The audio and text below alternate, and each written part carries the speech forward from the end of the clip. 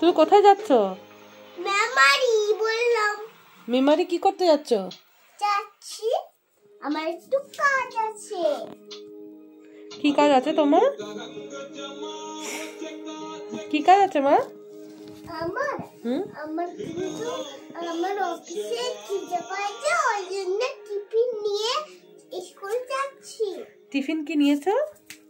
Maggi. ও আচ্ছা আচ্ছা। তা তুমি কি শুধু অফিসে যাবে, পড়াশোনা করবে না? হ্যাঁ, করব। অফিস যেতে গেলে তো আগে পড়াশোনা করতে হবে মা।